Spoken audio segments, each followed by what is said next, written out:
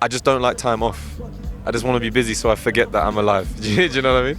So when I feel something, I really feel it, which is kind of a superpower in a way.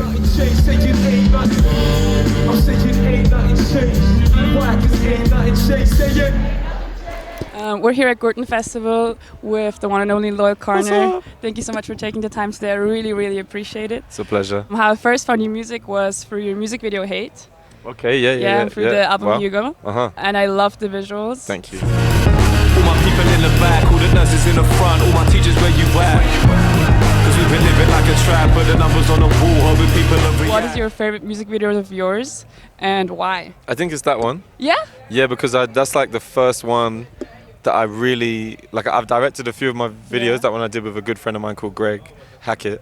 But it was like the one that I felt like was the most like what was in my brain to the screen. Do you know what I mean? Because sometimes I have an idea and then you kind of realize you can't do it. But with that one, I was like, I want to be in the car. I want it to be loads of me in the car. Then I wanted to, it was possible.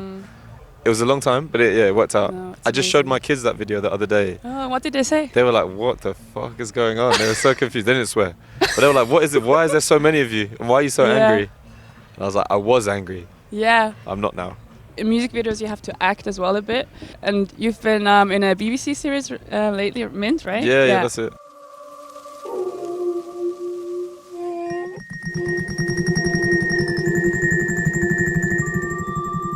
How was the transition from music into acting?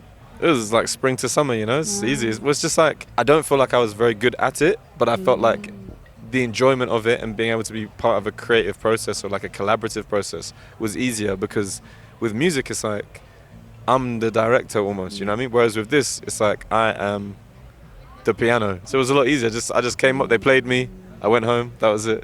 Your latest album obviously is a lot about becoming a father and stepping into that. So I wanted to ask how your kids changed your creative process of making music. Well, I have less time for sure. In a good way, I think. Like before, I used to kind of take my time for granted in the studio or just at home or whatever. And I think because I know I have a short amount of time, I do a lot with it.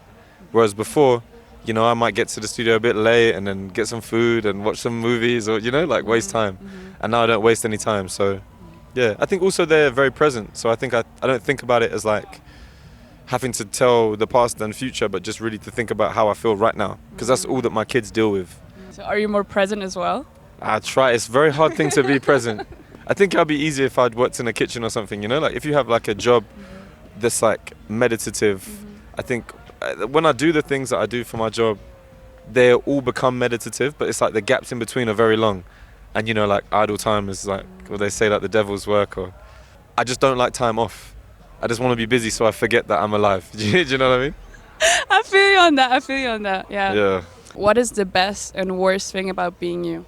The same, ADHD probably is the best and worst thing about me, I think. Yeah, the same things that make me great are the same things that make me annoying and difficult and make my life tough.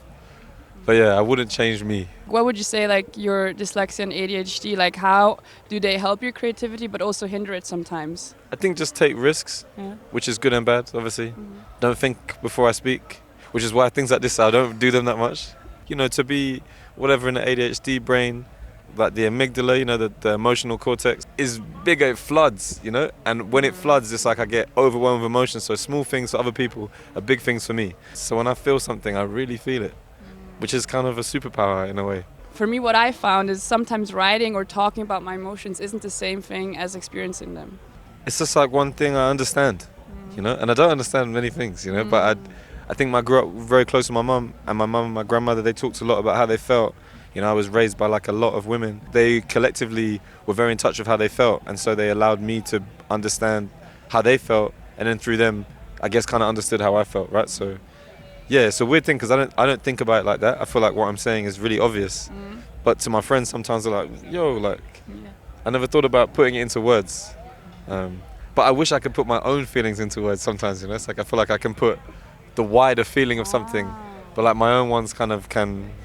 Is it harder for you to write about them? Yeah, as I got older, especially now I have kids, it's like there's no words for my kids, How do you compare the childhood of yourself and your kids? I think in a way it's similar, like my mother is a teacher, You know, I feel like my mum was incredible teacher to me, incredible person, and my partner is a teacher, and I feel like she is an incredible person too, you know. So I feel very lucky that my children have the same thing that I had, you know, of like a very present, strong, powerful, intelligent mother.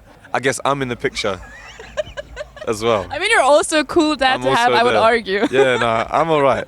And I'm there, you know, like my dad wasn't really there when I was growing up, so like, that's the difference, is like, there's one of me. So yeah, whatever I do it has to be better than that. What are you excited about in the future? I'm excited about seeing what the next generation, maybe my son's generation, do about all this bullshit with AI, and if it's going to actually mean that people really go the opposite way back to the childhood that I remember, because it feels like they are, and I think they're not going to trust the internet, and I think that's a good thing. So I'm excited. I'm just excited to see my kids grow up and figure out who they're going to be and just support them and be like in the back cheering them on with whatever they do.